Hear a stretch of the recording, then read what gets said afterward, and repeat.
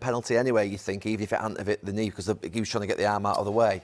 I don't think so, but I think it might not have been intervened upon, because we do talk about, whether something's clearly and obviously wrong, and that in itself is a judgment. We've got clearly correct decisions at one end of the scale and clearly wrong ones at the other.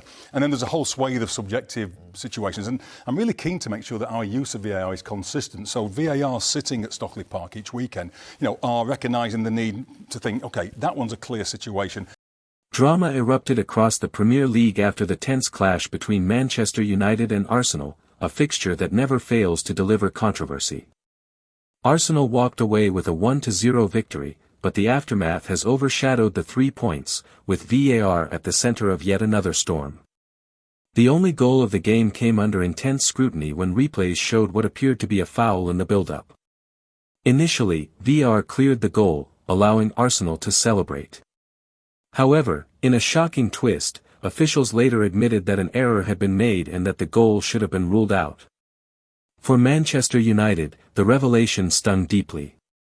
Players and fans felt robbed, insisting the decision had cost them dearly in a high-stakes encounter that could have significant implications for their season. Social media erupted with fury, with hashtags like #VAROut and #JusticeForUnited trending within hours. Supporters accused VAR of inconsistency, arguing that the same incidents are judged differently depending on the teams involved.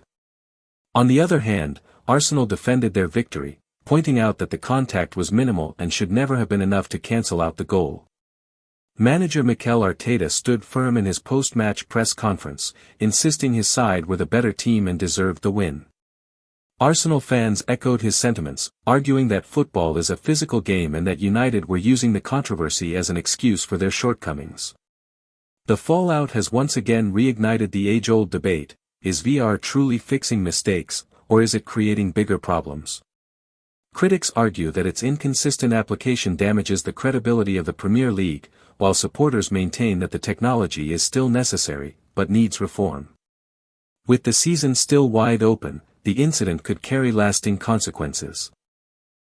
Both United and Arsenal are in the race for Champions League spots, and such marginal calls may decide who finishes in the top 4, or even who lifts the title.